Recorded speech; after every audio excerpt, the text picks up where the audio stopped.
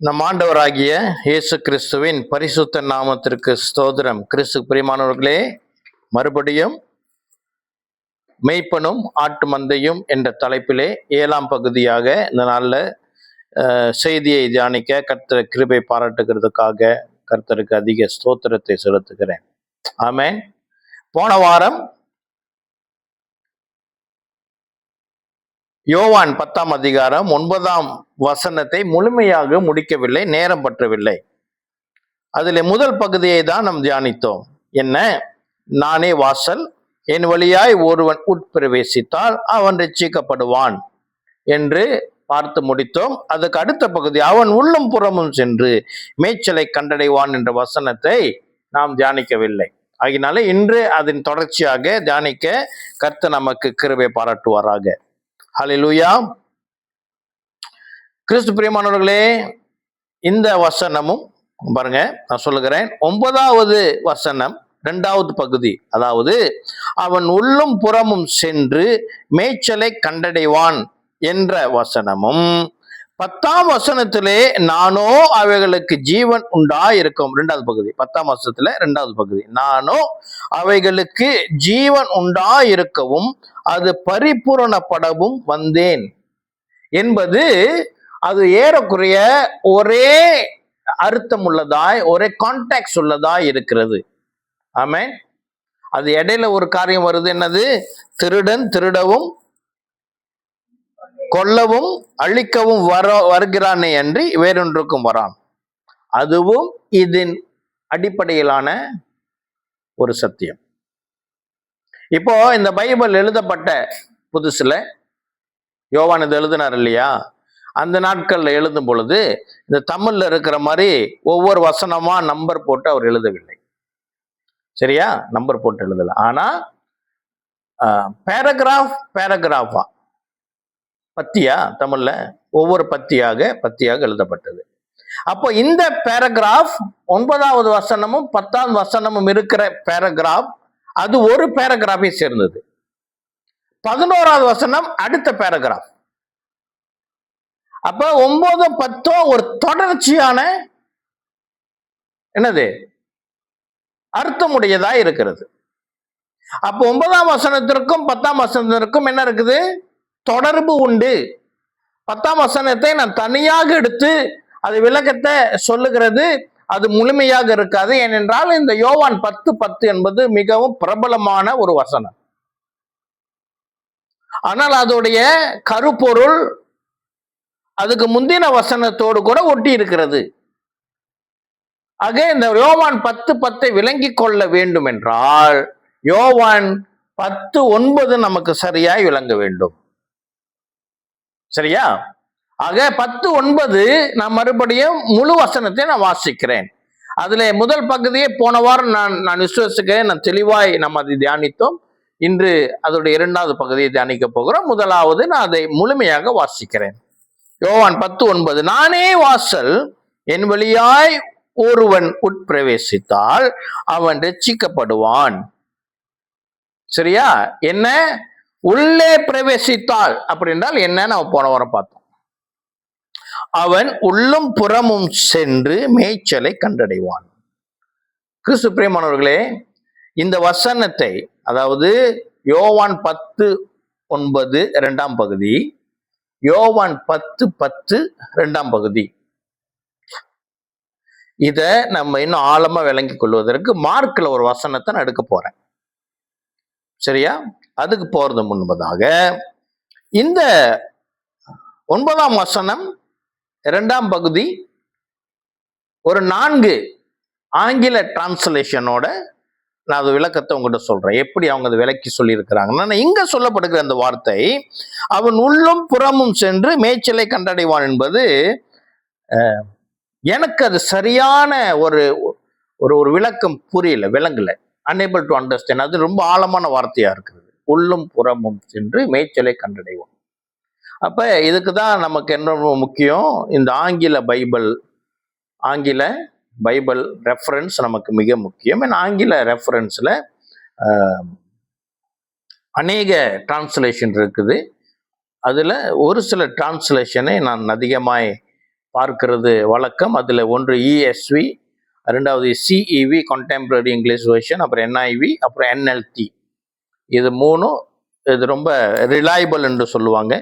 அது நடைமுறை ஆங்கிலத்தில் எழுதப்பட்டிருக்கிறதுனால ரொம்ப நமக்கு ஆசீர்வாதமாக இருக்கும். அப்படி அந்த வசனங்கள் நான் வாசிக்கிறேன். ESV version, English standard version நினைக்கிறேன்.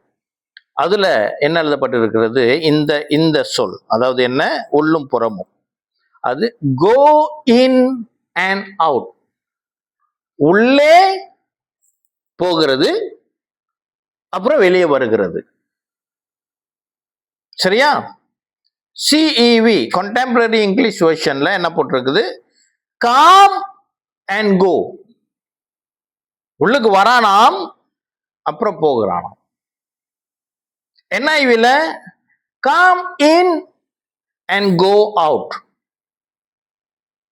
சரியா? NLT அது இன்னும் கொஞ்சம் விரிவாக எழுதியிருக்கிறாங்க. Come and go freely and find good pasture. இங்க 2 இடம் சொல்லப்பட்டிருக்குது. ஒன்று உள்ளே, இன்னொன்று வெளியே. ஆமென். அப்ப என்ன அப்படின்றால் என்ன? இப்போ நம்ம போன வாரம் பார்த்தோம், என் வழியாய் உள்ளே பிரவேசித்தால். உள்ளே என்பது என்ன? போனவர் என்ன சொன்ன? 3 காரியம். இல்ல இல்ல இல்ல இல்ல உள்ளே, உள்ளே என்றால் எங்கே? இல்ல, என்ன சொன்ன? நித்திய ஜீவன், தேவராஜ்யம், பரலோகம், 3 சொன்னேன். உள்ளே என்றால் இந்த 3 காரியங்களும். இப்ப தேவராஜ்யத்துல அது எப்படியாக இருக்குதா? நினைக்கும் போது உள்ளுக்கு போயிட்டு நினைக்கும் போது வெளியே வர்றது சாத்தியமா? இல்ல. நித்திய ஜீவன் நினைக்கும் போது உள்ள போயிட்டு நினைக்கும் போது வெளியே வர்றது சாத்தியமா? இல்ல. பரலோகம் நினைக்கும் போது உள்ள போயிட்டு நினைக்கும் போது வெளியே வர்றது உண்டா? இல்ல. அப்போ முதல் பகுதியில் சொல்லப்பட்டது என் வழியாய் உள்ளே பிரவேசித்தால், அந்த உள்ளே என்றது நாம் தியானித்த அந்த 3 காரியங்கள் தான். ஆமேன். ஆனா இங்க 2வது பக்கத்துல அதுக்கு கொஞ்சம் ஆப்போசிட்டா, அப்ப நான் சொன்ன மாதிரி go in and out, come in and go out அப்படின்னு இருக்குது இல்லையா? இந்த வார்த்தையை நாம் இதுக்கு முன்னாடி பார்த்த வசனத்தோடு இணைக்கிறது சரியாக இல்லாத மாதிரி இருக்குது. ஆமா இல்லையா? அப்படி இருக்க இந்த 2வது பகுதிக்கு ஏற்ற சொல் உள்ளே வரதும் வெளியே போகிறோம் என்றால் எந்த இடம்? உள்ளே என்றால் நமக்கு தெரியும், ஏதோ ஒரு இடத்தை குறிக்குது. வெளியே என்றால் நமக்கு ரொம்ப தெளிவா தெரியும், என்ன? அது உலகத்தை குறிக்கிறது. ஆக இந்த 3, அதாவது என் வழியாய் உள்ளே பிரவேசித்தால் என்ற 3 காரியம், ஒன்று நித்திய ஜீவன், இன்னொன்று தேவ ராஜ்யம், 3வது பரலோகம். இது 3ஐயும் அடக்கிய ஒரு இடம் இந்த உலகத்தில் இருக்கிறது அப்படின்றால் அது திருச்சபை, சபை. சபை கூடுதலை விட்டு விடாதிருங்கள் சொல்லுதா இல்லையா? இந்த சபைக்கு உள்ளே, சபையிலேயே நம்ம இருக்க முடியுமா? 365 நாள் நான் எங்கேயுமே போல, சபையிலே இருக்கிறேன்னா முடியுமா? முடியாது. கிறிஸ்து ஜீவம் எப்படி இருக்குது? கம் இன், உள்ளும் புறமும், உள்ளே உள்ளே இருக்கிறது சபையை குறிக்கிற சத்தியமா இருக்கிறது. ஆமென். முதல் வசனம் என்னது? என்ன ஆசீர்வாதம்? என் வழியாய் உள்ளே பிரவேசித்தால் அவன் ரட்சிக்கப்படுவான். போன வாரம் பார்த்தோம். ரட்சிப்புனா என்ன? நம்ம 3 வாரம் போன வாரம் ஃபுல்லா டீட்டெயில்ஸ் பார்த்தோம். மறுபடியும் நான் அதை ரிமைண்ட் பண்ணுவோம். அப்புறம் சரி, இப்ப அடுத்த கட்டம் என்ன? அடுத்த கட்டம்னா அவன் உள்ளே வரணும், உள்ளேயும் வரணுமா, வெளியேவும் போறணுமா? இது சபை கூடுதலை குறிக்கிறது, சபை குடும்பத்தை குறிக்கிறது. சபை கூடுதலுக்கு ஒரு மனிதன் வந்து சபையே தான் எனக்கு எல்லாம் என்று இல்லாதபடி அவன் உலகத்துக்கும் போகிற ஒரு ஸ்டைல், ஒரு அமைப்பு, ஒரு வடிவத்தை கர்த்தர் நமக்கு கொடுத்திருக்கிறார். ஒரு கிறிஸ்தவம் எங்க இருக்கணும்? சபைக்குள்ளாக இருக்கணும், உலகத்திலையும் ஈடுபடணும். எதுக்கு உலகத்தில் ஈடுபடணும்?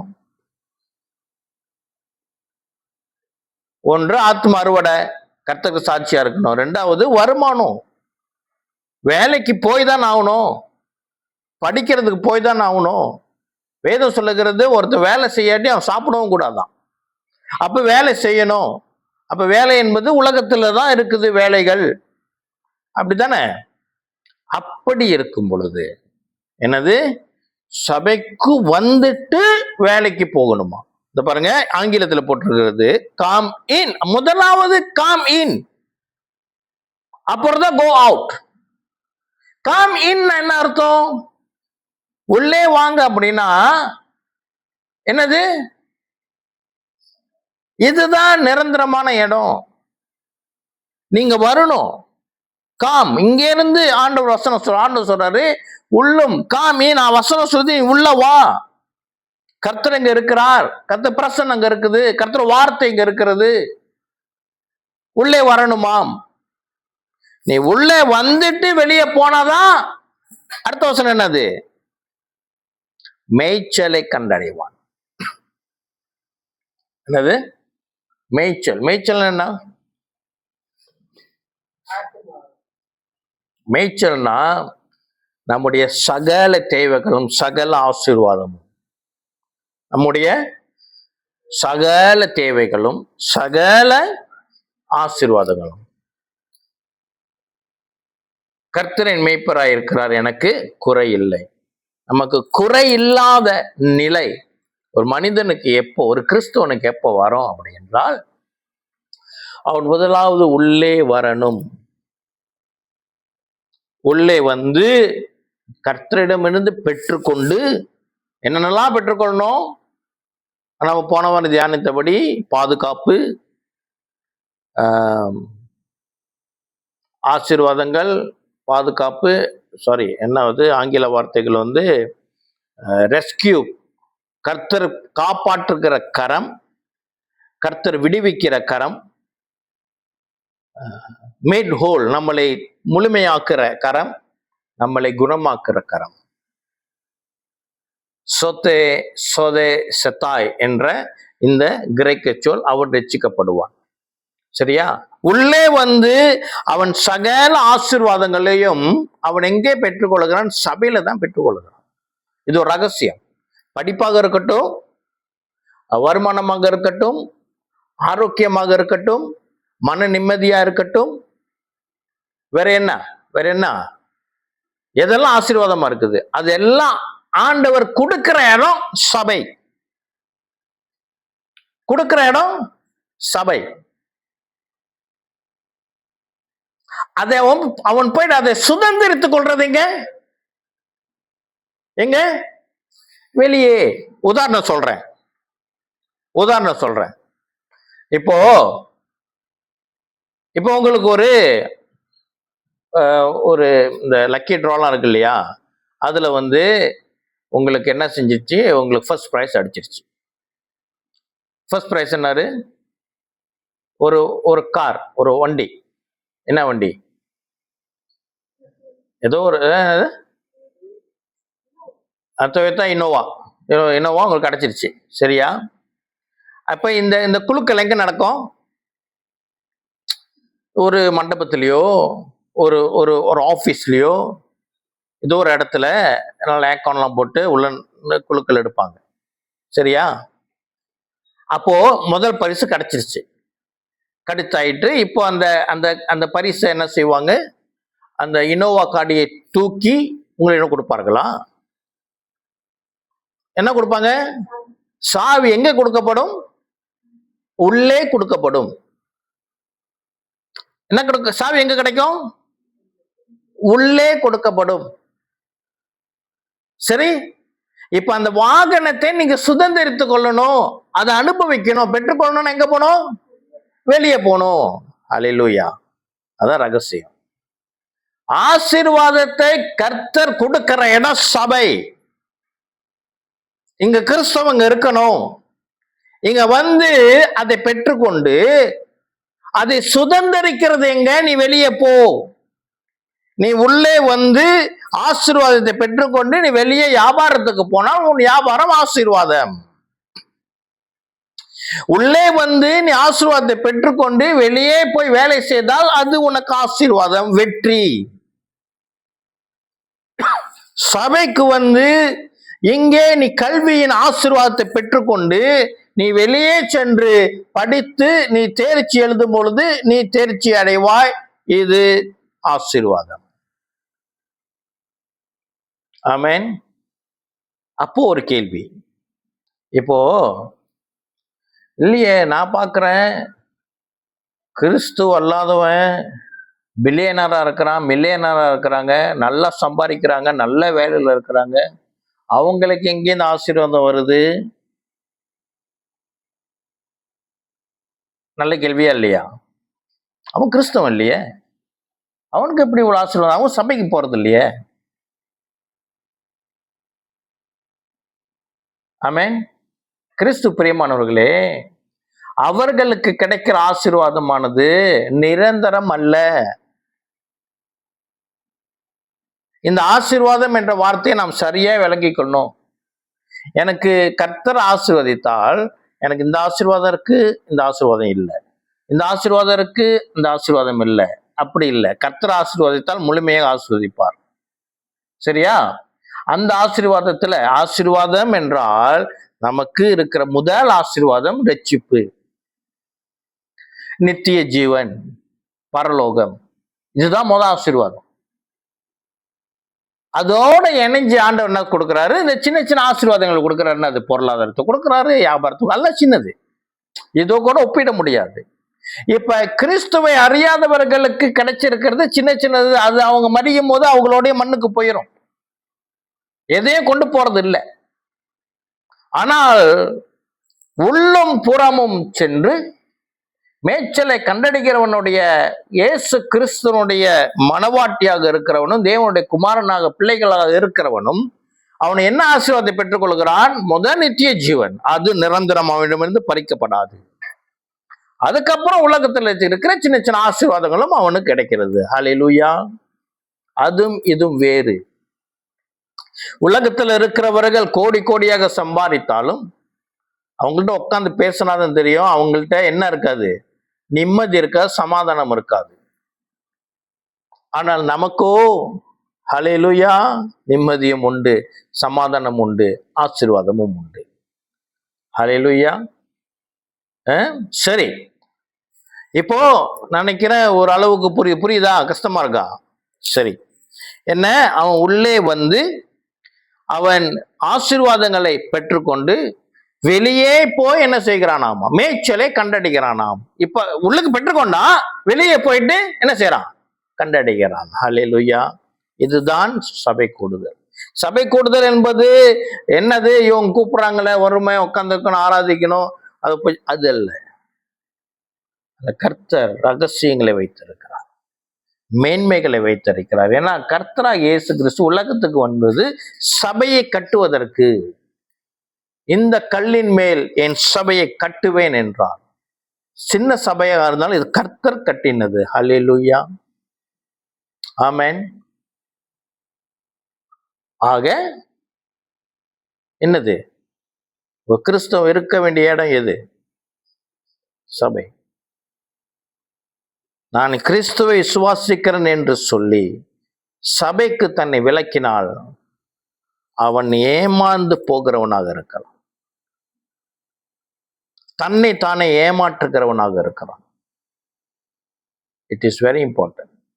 சரி, தொடர்ச்சியாக பார்ப்போம். அடுத்து என்ன? நான் முதல் சொன்னேன் யோவான் 10:9 2வது பகுதியும், யோவான் 10:10 2வது பகுதியும் ஏறக்குறைய ஒரே கான்டெக்ட் உடையதாக இருக்கிறதுனால அதை விளங்கி கொள்வதற்கு நான் ஒரு வசனத்தை மார்க்கிலிருந்து காட்டப் போகிறேன் என்று சொன்னேன். சரியா? இப்ப அங்க போ. மார்க் 10,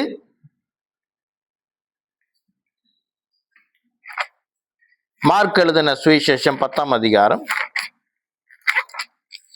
30 தான் வாசிக்க போகிறேன். ஆனால் 29 ஆசீர்வாதமாக இருக்கும். என்ன? இப்போ இதுல ஒரு கை வச்சுக்குவோம். மார்க்கு 10ஆம் அதிகாரம் 29ஆம் வசனத்துல ஒரு கையை அப்படி வச்சுக்கிட்டு அந்த யோவான் 9க்கு 10க்கு போவோம்.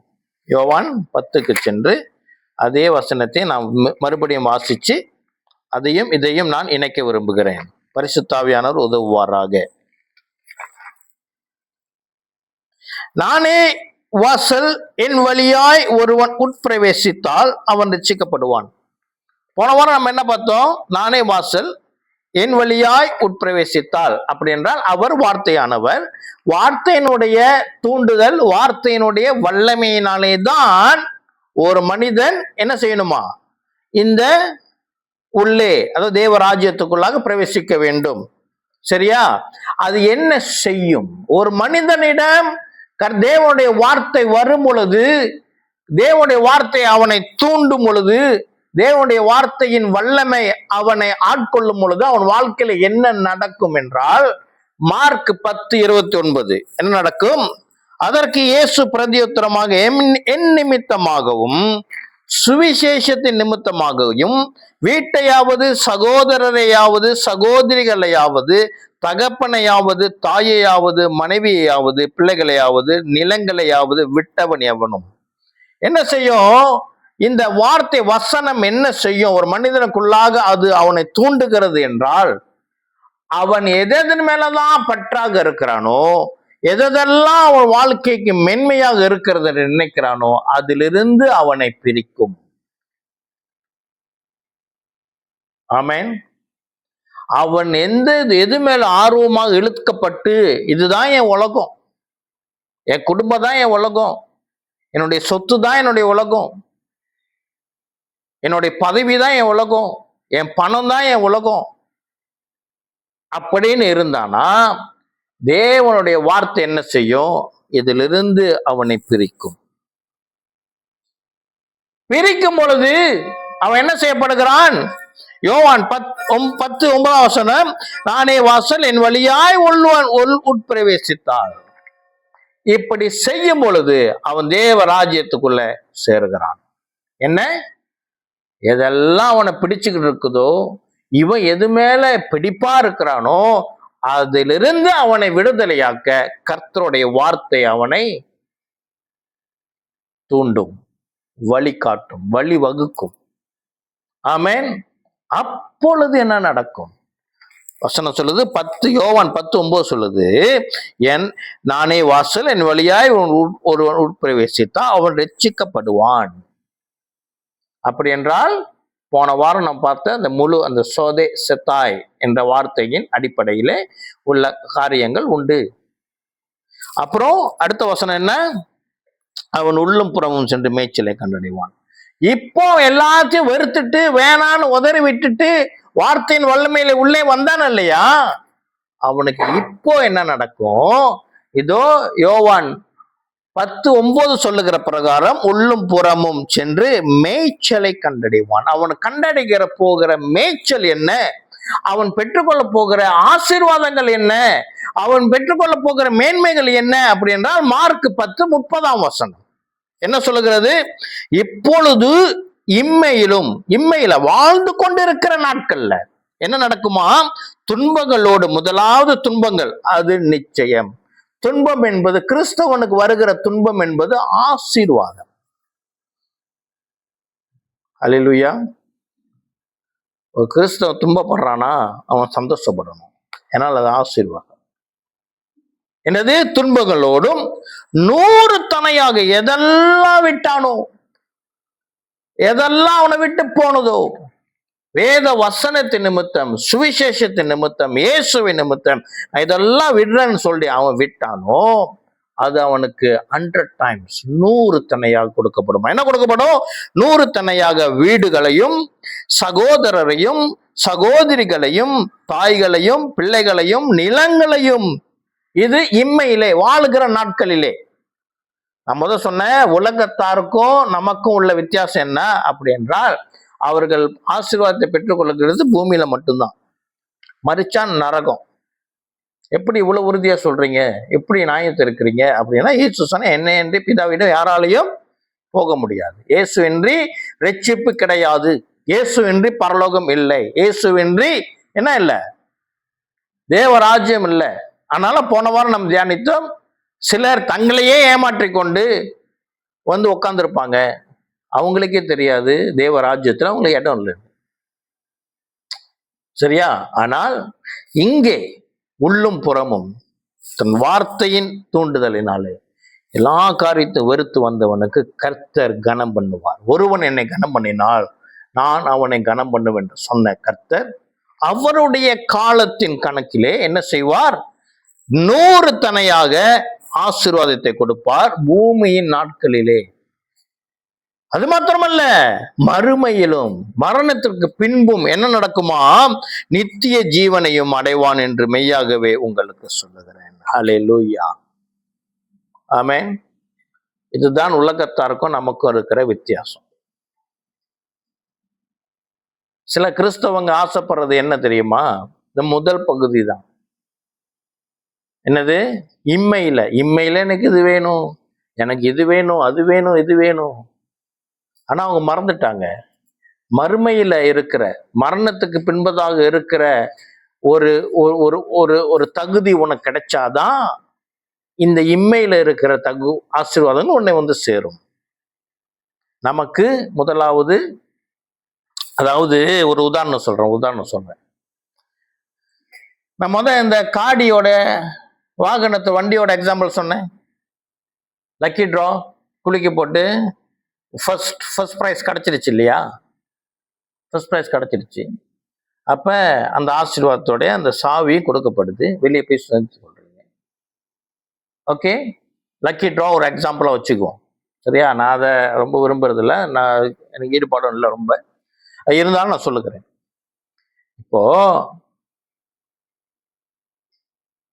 இப்ப அந்த லக்கி ட்ரால நம்ம ஜெயிக்கணும்னா முதல்ல நமக்கு என்ன வேணும்?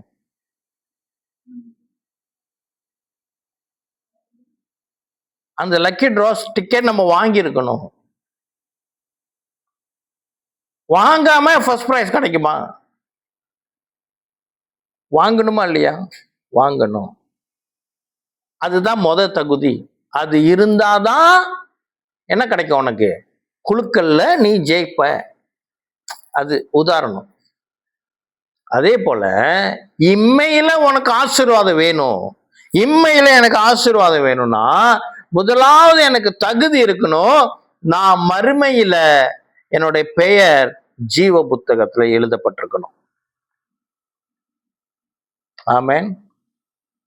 ரட்சிக்கப்படுகிறவர்களை கர்த்தர் அனுதினமும் சபையில சேர்ப்பார்.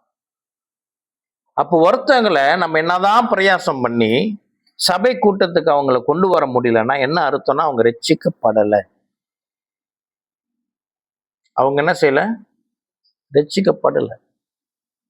ரட்சிக்கப்படாதவங்களுக்கு ஆசீர்வாதம் கிடைக்குமா? அதாவது ரட்சிக்கப்படாம இருக்கிற ஆண்டவர் வார்த்தையை கேட்காதவங்களை பத்தி நான் பேசல. ஆண்டவர் வார்த்தையை கேட்டும் ரட்சிக்கப்படாதவங்க இருக்கிறாங்க. But they think that they have been saved. அவங்க நினைச்சிட்டாங்க ரட்சிக்கப்பட்டுட்டு. நோ.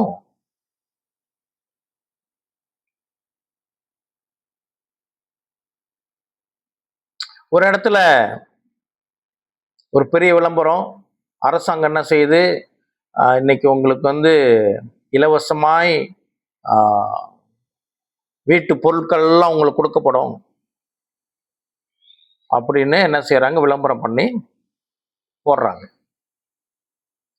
சரியா? நீங்க என்ன செய்யணும், இந்த பேப்பர் நீங்க கொண்டு வந்தது ப்ரோச்சர்.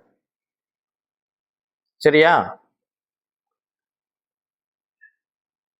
அப்போ ஒரு இடத்துல ஒரு பெரிய ஒரு ஓப்பன் ஸ்பேஸ்ல கூப்பிடுறாங்க, போறாங்க. அப்போ உண்மையிலேயே யூ ஆர் குவாலிஃபை அப்படி என்றால் அதுக்கு அடையாளம் என்ன? அவங்க கையில 2 பை சாமா இருக்கும், போயிட்டு பெற்று கொண்டு வந்துட்டாங்க. ஒருத்தன் அங்கதான் இருக்கிறான், அவன் கையில ஜாமா இல்லை, அப்படி என்றால் என்ன? இஸ் நாட் குவாலிஃபைட், அவனுக்கு தகுதி இல்லை. அப்போ தகுதி பெற்றவர்கள் அடையாளம் என்ன? கையில பொருள் இருக்கணும். ரட்சிக்கப்பட்டவர்கள் அடையாளம் என்ன? நான் ரட்சிக்கப்பட்டேன் என்ற அடையாளம் என்ன? சபையில இருக்கணும். சபைக்கு வருகிறது லேசான காரியம் அல்ல. லேசான காரியம் இல்லம்மா.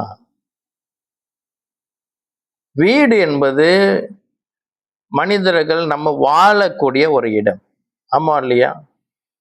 இந்த இடுக்கணான சூழ்நிலையில வீட்டுல சபை நடத்துறோம். இது லேசான காரியம் அல்ல. இதை கொஞ்சம் அண்டர்ஸ்டாண்ட் பண்ணிக்கணுமா? வீடை தயார் பண்ணணும். நமக்கு சொந்த வேலையும் உண்டு. நீங்க பார்த்துருப்பீங்க, வெளியே வேலைலாம் இருக்குது, இவங்கெல்லாம் கொஞ்சம் இருக்குது, பொருள் இருக்குது. ஒரு புறம் வேலை, ஒரு புறம் வீட்டுடைய காரியங்கள், வீட்டை தயார்படுத்தணும், சுத்தப்படுத்தணும். இது லேசான காரியம் அல்ல. It is not easy.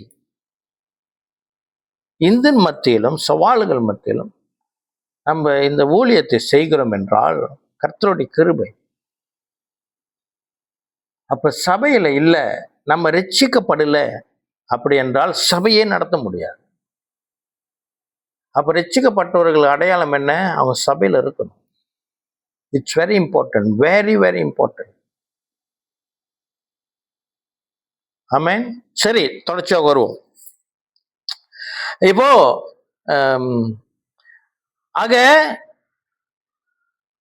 Mark 10:30 பிரகாரம் இந்த யோவான் 10ஆம் அதிகாரத்திலே 9ஆம் வசனத்துடைய 2வது பகுதியும் 10வது வசனத்தின் 2ஆம் பகுதியும் என்ன? அது நம்முடைய பூரணத்தை, பூரண ஆசீர்வாதங்களை குறிக்கிறதா இருக்கிறது. இப்ப 9 வசனம் 9ஆம் வசனம் நம்ம ஏறக்குறைய முடிச்சிட்டோம். என்னது? அவன் உள்ளும் புறமும் பெற்று மேய்ச்சலை கண்டடைவான். என்ன? நீ ரட்சிக்கப்பட்டிருக்கணும். முதல் பகுதியில் சொன்ன பிரகாரம் ஒருவன் உள்ளே என் வழியா உள்ளே பிரவேசித்தான் ரட்சிக்கப்படுவான். குவாலிஃபைட். அவன் வார்த்தையினாலே தூண்டப்பட்டு ரட்சிக்கப்பட்டு உள்ள வந்தவன். அவன் என்ன செய்வான்? சபையில இருப்பான். சபையில ஆசீர்வாதங்களை பெற்றுக்கொண்டு வெளியே சென்று அதை சுதந்திரித்துக் கொள்வான். ஆசீர்வாதங்கள் மட்டுமல்ல, பாதுகாப்பாக இருக்கட்டும், சுகமாக இருக்கட்டும், எல்லாம் அவன் என்ன வெளியே போயிட்டு பெற்றுக்கொள்வனாக இருக்கிறான். ஆமென். சரியா? அது நான் முடிச்சிட்டோம். கர்த்தருக்கு ஸ்தோத்திரம். இப்போ 10:10 வருவோம். 10:10 இந்த முதல்ல 2வது பகுதியை முதல் சொல்லிடுறேன். நானோ அவைகளுக்கு ஜீவன் உண்டாயிருக்கவும் அது பரிபூரணம் அடையவும் வந்தேன். இங்க சொல்லப்படுகிற இந்த ஜீவன் என்ற வார்த்தை ஜயான் என்று சொல்லப்படுகிற ஒரு கிரேக்க சொல். இது ஆவிக்குரிய நிலையை சொல்லுகிற வார்த்தையாக இருந்தாலும் இதன் பயன்பாடு அது உலக வாழ்க்கையை குறித்தும் சொல்லுகிற ஒரு சத்தியமாய் இருக்கிறது. என்னது? அப்ப இந்த வசனத்துல பொதுவா என்ன சொல்லுவாங்க? நாம் அறிந்திருக்கிற கேட்டிருந்த சத்தியம் பொதுவாக என்ன சொல்லப்படும் அப்படி என்றால், நானோ அவைகளுக்கு ஜீவன் உண்டாயிருக்கும் அது பரிபூரணம் அடையும் வந்தேன். அப்போ இந்த அழிவுக்கு நேராக நியமிக்கப்பட்டிருக்கிற நம்முடைய வாழ்க்கையை கர்த்தர் நித்திய ஜீவனாக மாற்றி, இதோ இயேசு கிறிஸ்து விசுவாசிக்கிறவர்களுக்கு இனி மரணம் இல்லை என்ற சத்தியத்தின் அடிப்படையிலே இந்த வாழ்க்கை மண்ணோட மண்ணு போகிறது அல்ல, இதுக்கு நித்திய ஜீவன் உண்டு. அது மாத்திரம் அல்ல, என்னவா? இதோ நானோ அவைகளுக்கு ஜீவன் உண்டாயிருக்கவும் அது பரிபூரணம் அடையும் வந்தேன். என்ன? இயேசு கிறிஸ்து என்னையும் உங்களையும் ரட்சித்ததற்கான காரணம், நம்ம இந்த உலகத்துல வாழுகிற வாழ்க்கை எப்படியாக இருக்கணுமா? அது ஜீவன் உள்ளதா இருக்கணுமா? கிறிஸ்து பிரியமானவர்களே, ஜீவன் உள்ளதுக்கும் ஜீவன் இல்லாததுக்கும் என்ன வித்தியாசம் அப்படி என்றால்,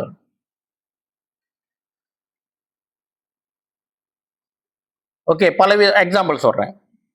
பலவிதமான உணவு அப்படியே வரிசையாக அடுக்கப்பட்டிருக்குது. விதவிதமான உலகத்தில் இருக்க எல்லா உணவுகளும் அப்படியே சிறப்பான உணவு. ஓகே, அப்புறம் என்ன சொல்றீங்க? எலக்ட்ரானிக் கேஜெட்ஸ், ஸ்பீக்கர்ஸா இருக்கட்டும், போனா இருக்கட்டும், எல்லாம் இருக்குது ஒரு பக்கம். இன்னொரு பக்கம் என்ன இருக்குது? வேற என்ன சொல்றது? ஓகே, வைரம், டைமண்ட் நெக்லஸ், டைமண்ட் ரிங், ஒன்று பணம், எல்லாம் ஒரு பக்கம் இருக்குது. வேற என்ன இருக்குது? வேற என்ன? ஓகே, வாகனங்களா இருக்கட்டும், ஃபெராரி, பெரிய பெரிய மோட்டார் பைக், இதெல்லாம் ஒரு பக்கம் அடிக்கி இருக்குது. ஓகே, இதெல்லாம் இருக்குது, எல்லாம் இருக்குது. அங்க ஒரு பணம் படுத்து இருக்குது. அந்த பிணத்தினால, டெட் பாடி பிணத்தினால இதை எல்லாத்தையும் அனுபவிக்க முடியுமா? முடியாது. ஆனா அங்க ஒருத்தன் உயிர் உள்ளவனா இருக்கிறான், என்ன செய்ய முடியும்? எல்லாத்தையும் அனுபவிக்க முடியும். என்னது? எல்லாத்தையும் அவனுக்கு ஜீவன் உண்டாயிருக்கவும். கிறிஸ்து பிரியமானவர்களே, எல்லாம் இருக்கிறவங்க, அவங்க எல்லாம் இருந்தாலும் அனுபவிக்க முடியாத சூழ்நிலையும் உண்டு. எல்லாருக்கும் அவங்களுக்கு காசு இருக்கும், பணம் இருக்கும், பிடிச்ச சாப்பாடை சாப்பிட முடியாது. என்ன செஞ்சிடும்? ஏதாச்சும் பண்ணும், உடம்புல சுகர் எகிரிடும், உண்டா இல்லையா? எல்லாம் இருக்கும். அப்போ அவங்க ஏறக்குறைய என்ன நிலையில இருக்கிறாங்க? ஜீவன் உள்ள நிலையில இருக்கிறாங்களா, ஜீவன் இல்ல நிலையில இருக்கிறாங்களா? ஆமென். கர்த்தருடைய ஆசீர்வாதம் எப்படி இருக்கும்னா, கர்த்தர் கொடுத்தார்னா அது ஜீவனுடையதா இருக்குமா, அது பரிபூரணமுடையதா இருக்குமா? அல்லேலூயா. இதுதான் ஆசீர்வாதம். இதான் யோவான் 10:10 2ஆம் பகுதி. அவர், இப்போ நான் சொல்றேன், இந்த அதுக்கு ஜீவன் உண்டாயிருக்கும் அந்த லைஃப், ஜயான் என்ற ஒரு வார்த்தை, அது வாயில உச்சரிக்கே கஷ்டமா இருக்குது. ஜயோன் அல்ல, ஜயோன் என்பது ZION, இது வந்து ஜயான், ZOEN. சரியா? இது எதெல்லாம் அடக்கி இருக்கிறது அப்படி என்றால், நம்ம 9ஆம் வசனத்துல பார்த்த அந்த சொதே செத்தாய் என்ற வார்த்தையின் உடைய அதையும் உட்படுத்தின காரியங்களை நாம் இதுல சேர்க்க முடியும். இந்த ஜீவன்ல என்னென்ன அப்படி என்றால், இதுல பாதுகாப்பு இருக்குது, சுகம் இருக்குது, ப்ரொடெக்ஷன், ஹீலிங், சேஃப்டி, அப்புறம் பொருளாதார ஆசீர்வாதங்கள், பொருள் ஆசீர்வாதங்கள், வீடாக இருக்கட்டும், வாகனமா இருக்கட்டும், வேற என்ன? நித்திய ஜீவன், அப்புறம் முழுமை. சரியா? இதெல்லாம் அந்த ஜீவனுடையதா இருக்கும். ஆனா இதுல ஒரு வித்தியாசம் உண்டு. என்ன தெரியுமா? உதாரணத்துக்கு பொருளாதாரத்தை எடுத்துக்குவோம். பொருளாதாரம் என்பது நமக்கு எது தேவையோ அதை கர்த்தருடைய பார்வையிலே போதும் என்ற பிரகாரம் நமக்கு கொடுப்பார். ஆமென். இது வந்து காட் ஸ்டாண்டர்ட். இப்ப நான் சொன்னதெல்லாம் அவருடைய அளவின்படி நமக்கு கொடுப்பார். இது எப்படி உள்ளதா இருக்குமா? ஜீவன் உள்ளதா இருக்குமா? நம்ம ஒரு ஸ்டாண்டர்ட் செட் பண்ணி வச்சுட்டு, ஐயோ எனக்கு கிடைக்கலையே, என்ன வசனம் சொல்லுது எனக்கு கிடைக்கலையே, வசனம் சொல்லுது எனக்கு கிடைக்கலையே. ஆக்சுவலி இல்ல, கர்த்தர் கொடுத்துட்டார். அவர் அந்த அளவை நியமிக்கிறவர். நம்ம ஒரு அளவை செட் பண்ணி, ஆண்டவரே எனக்கு இதை கொடுங்க, நம்ம அவருக்கு அட்வைஸ் பண்ண தேவையில்லை. அவர் ஒரு அளவுல நம்ம கொடுக்கிறவராக இருக்கிறார். According to God standard, not our standard. Hallelujah. அது ஜீவன் உள்ளதா இருக்குமா? அது எப்படி இருக்குமா? அது ஜீவன் உள்ளதா இருக்குமா? அல்லேலூயா. என்னது? நானோ அவைகளுக்கு ஜீவன் உண்டாயிருக்கவும் அது பரிபூர்ணமடையவும் வந்தேன். உலக வாழ்க்கையிலும் நம்முடைய வாழ்க்கை அது பரிபூர்ணமாய் வாழ கர்த்தர் கிருபை தருவார்.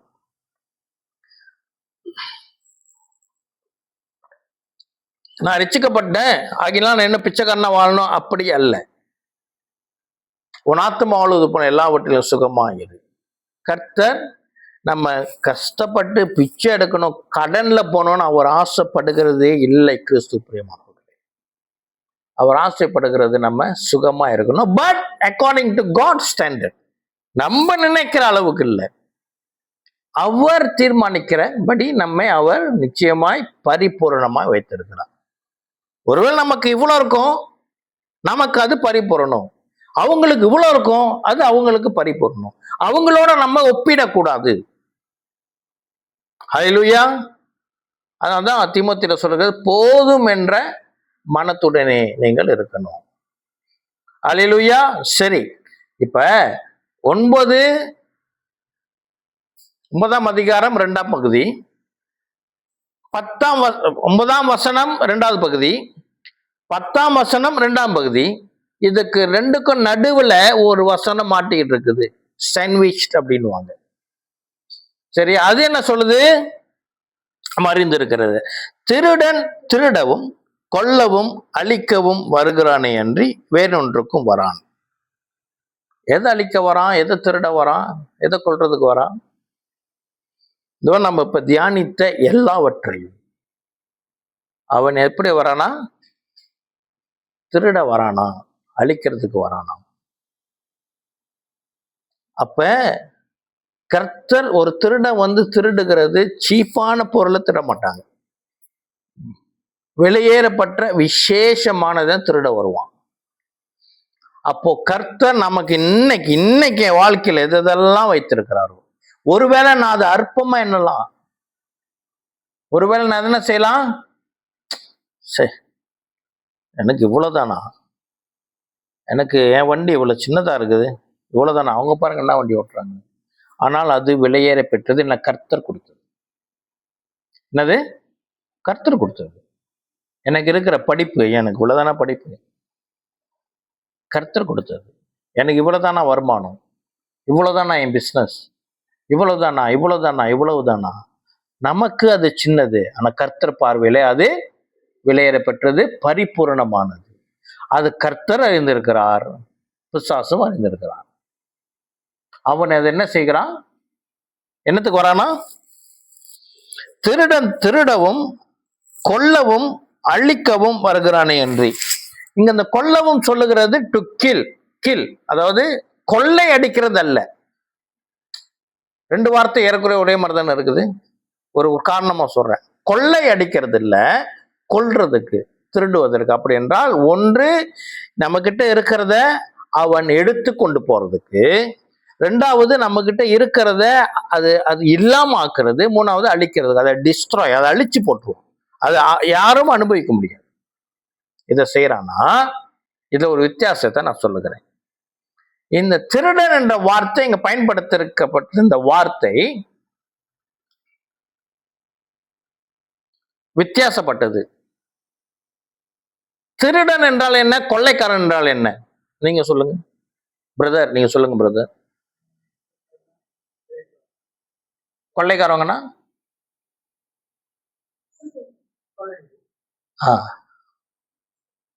திருடன் என்றால் திருடுறவன், கொள்ளைக்காரனா கொள்ளடிக்கிறவன். ஆஹா, வா, நீங்க சொல்லுங்க.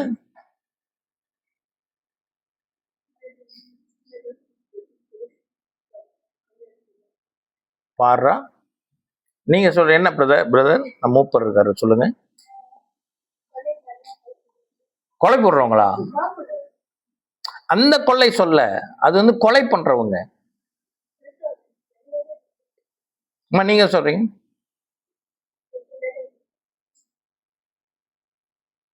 ஆமா, சொல்லுங்க.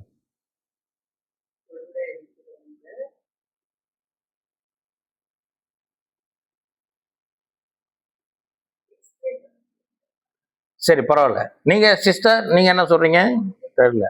சரி, இங்கிலீஷ்ல சொல்றேன். தீஃப் அண்ட் ராபர்ஸ் என்ன வித்தியாசம்?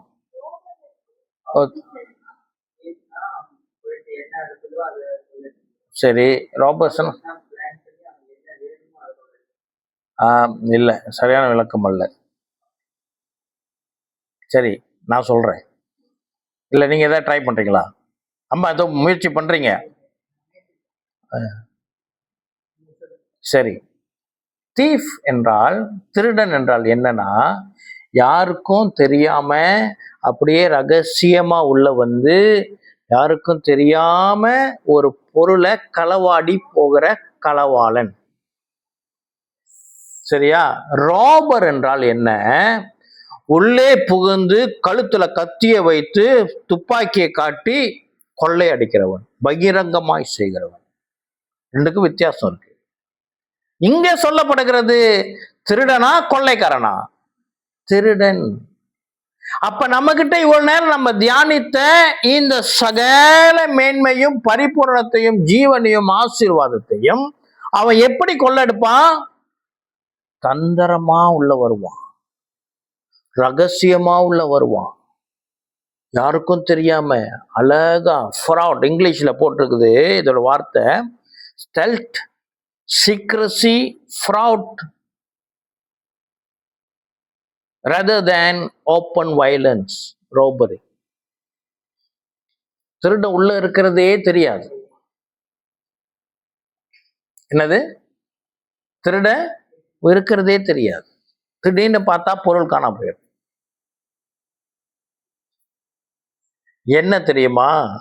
கள்ள போதனை, கள்ள உபதேசம், ஏமாற்று வார்த்தைகள், பொய்கள். கிறிஸ்துவ ஜீவியத்துக்குள்ளாக நமக்குள்ளாக இருக்கக்கூடாதது என்ன? பிசாசனுடைய தந்திரம். அவன் என்ன செய்யறானா, அவன் உள்ளுக்கு வந்தானாலே அவன் என்ன செய்வான்? இதை நம்மகிட்டேருந்து திருடிடுவான்.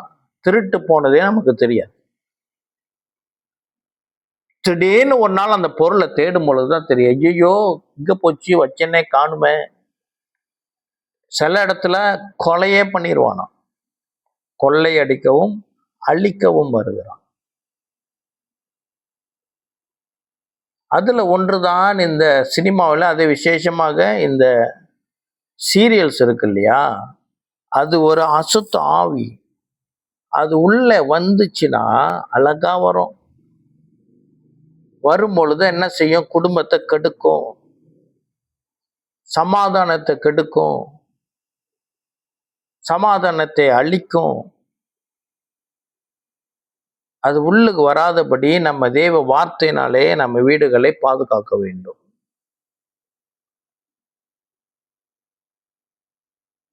ஆமென், அல்லேலூயா. இது நம்மை பாதுகாக்க நமக்கு அவசியம் உண்டு. இல்லைன்னா குடும்ப சமாதானத்தை அது திருடிடும், அழிச்சு போட்டுரும், குடும்பத்துல குழப்பங்களை கொண்டு வரும், நோய்களை கொண்டு வரும். அல்லேலூயா. ஆக திருடன் வருகிறதற்கு திருடவும் கொல்லவும் அழிக்கிறதுக்குமே அன்றி வேற நன்மை எதுவுமே வராது. கள்ள உபதேசத்தினால ஒரு நன்மையும் வராது.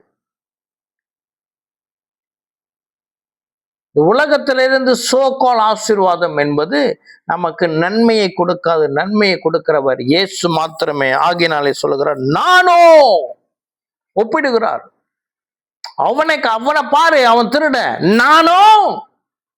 அவர் நமக்காக he proved himself in the cross. அவர் நமக்காக தன் ஜீவனை கொடுத்து நமக்காக அவருடைய அன்பை நிரூபித்தவர். அவர் அதிகாரத்தோடு சொல்லுகிறார், நானோ என்ன? அவைகளுக்கு ஜீவன் உண்டாயிருக்கவும். எதற்கு ஜீவன் உண்டாயிருக்கணுமா? so called blessings, ஆசீர்வாதம் வெறுமையான ஆசீர்வாதம் அல்ல, அது ஜீவன் உள்ள ஆசீர்வாதம். ஜீவன் தான், அது உயிர் இருக்கும், அதுதான் நன்மை. உதாரணம் சொல்றேன், ஆறு ஓடு, ஆத்து தண்ணி சுத்தமா குட்டை தண்ணி சுத்தமா? எது சுத்தமான தண்ணி? ஆத்து தண்ணி சுத்தம். ஏன்னா அதுக்கு ஜீவன் இருக்கு, அது ஓடிக்கொண்டு இருக்குது. குட்டை தண்ணி அது ஜீவன் இல்லை, அங்கேயே கிடக்குது, அசுத்தம். அப்ப நமக்கு வருகிற ஆசீர்வாதம் சுத்தமான ஜீவனுள்ள ஆசீர்வாதம் கர்த்தராகிய இயேசுவின் மாத்திரம் தான் கொடுக்க முடியும். ஆமென். அது என்னவா? ஜீவன் உண்டாயிருக்கிறது மாத்திரமல்ல, அது பரிபூரணம் அடைவோம். அதற்காக தான் அவர் வந்தார். என்னது? ஜீவன் உண்டாயிருக்கவும் அது பரிபூரணம் படவும் வந்தேன்.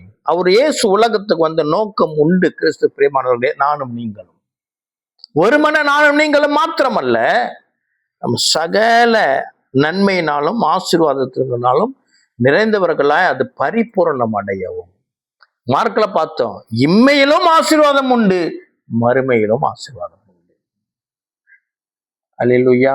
இதை நாம் பெற்றுக்கொண்டு அனுபவித்து சுதந்திரித்துக் கொள்ள வேண்டும் என்றால் ரகசியம் என்ன? நான் ஆடாக இருக்கணும், ஆட்டு மந்தையில் இருக்கணும், எனக்கு மேய்ப்பன் இருக்கணும். அல்லேலூயா. ஆகினால்தான் மேய்ப்பனும் ஆட்டு மந்தையும் என்ற தலைப்பிலே 7வது வாரமாக கர்த்தர் நம்மோடு கூட பேசிக் கொண்டிருக்கிறார். ஆமென். நான் ஒரு உதாரணத்தை சொல்லி, இதோ நடந்தது, ஏதோ பிள்ளைங்களுக்கு தெரியும், அம்மாவுக்கு தெரியாது, சொல்றேன். ஒரு 2 நாள் முன்னுக்கு எங்க வீட்டுக்கு ஒரு பூனை வந்தது, ஒரு சின்ன குட்டி பூனை. முதல் நாள் வந்துச்சு, வீட்டில் இருந்த அந்த மீன் அந்த உணவுலாம் கொடுத்தோம். அது சரியா சாப்பிடல, கொஞ்சம் வீக்காகவே இருந்தது. அப்புறம் நேற்று வீட்டுள்ளெல்லாம் வந்துருச்சு, பால் வச்சு அதுக்கு சாப்பாடு கொடுத்தோன்னா அது பால் கொஞ்சம் குடிச்சிச்சு போல, முழுசாக குடிச்சு முடிச்சிச்சு, அல்ல கொஞ்சம் குடிச்சிச்சு சாப்பாடு. அப்போ நான் என்ன செஞ்சேன், நேற்று நைட்டில் போய் அந்த பூனை உணவு அது வாங்கிட்டு வந்து கொடுத்தோன்னா நல்லா பாதி சாப்பிட்டது, காலையில் முழுதையும் முடிச்சிருச்சு. அப்போ நாங்கள் இன்னைக்கு காலையில் ஒரு ஊழியத்திற்காக ஒரு சபையில் பிரசங்கிக்க போனேன். அங்கே எல்லாரும் போனோம். போகும்பொழுது பூனையை விட்டுட்டு அதுக்கு அந்த ஒரு இடத்தெல்லாம் அழகாக செட் பண்ணி கொடுத்துட்டோம். எல்லாம் முடிச்சுட்டு லஞ்சு முடிச்சுட்டு வந்து பார்க்குறோம், பூனையை காணும். நானும் வெளியெல்லாம் போய் தேடி பார்த்தேன், காணும். அப்புறம் பார்த்தா அங்கே அந்த கேட் பகுதியில் ஒரு பெரிய சந்து இருக்குது, அதை நான் கவனிக்க விட்டுட்டேன். கொஞ்ச நேரம் பார்த்தா, கொஞ்ச நேரம் சென்று இங்கே இருக்கிற அந்த நாய்கள் அதை பிடிச்சி கொன்றுச்சு. அவங்க தான் கிடந்தது, செத்தே போயிடுச்சு. அப்போ ஆண்டவர் என்னுடைய இருதயத்தில் வருத்த ஒரு வார்த்தை என்னென்றால், இந்த உலகம் மிகவும் ஆபத்து, உள்ளே இருந்தால்தான் பாதுகாப்பு.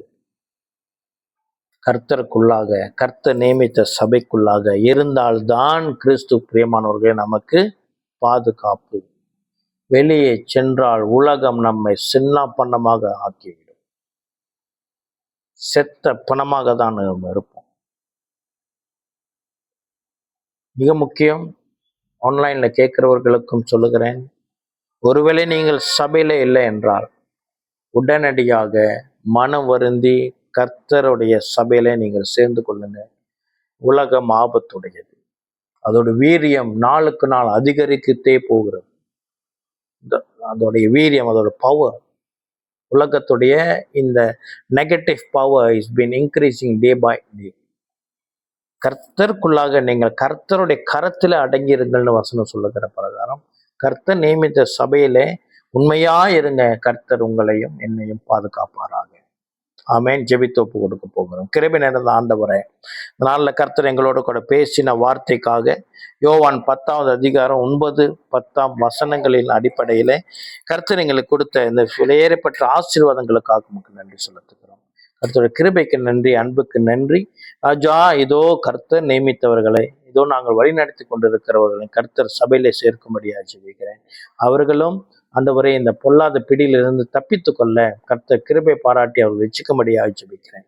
கர்த்தர் கூட இருந்து வழி நடத்துங்க. வந்திருக்கிற யாவரையும் இயேசு கிறிஸ்து நாமத்தில் ஆசீர்வதிக்கிறோம். நன்மையும் கிருபையும் அவர்களை பின்தொடர மேய்ப்பனுடைய அன்பு அவர்கள் மேல் இருக்கும்படியாக ஜெபித்து கொடுக்கிறேன்.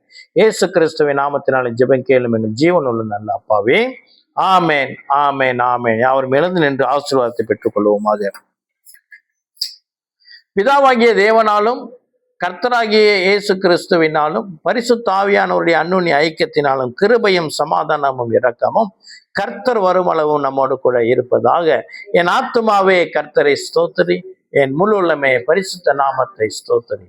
என் ஆத்துமாவே கர்த்தரை ஸ்தோத்திரி, கர்த்தர் செய்த சகல உபகாரங்களை மறவாதே. ஆமேன், ஆமேன், ஆமேன். இஸ்ரவேல் தேசத்தை ஆசீர்வதிக்கிறோம். எருசலேமிலே சமாதானம் உண்டாவதாக. கிறிஸ்துவின் பிரியமானவர்களே, கர்த்தர் அன்பின் நம்ம ஒருவருக்கொருவர் பகிர்ந்து கொள்ளுவோமாக. ஆமேன். அல்லேலூயா.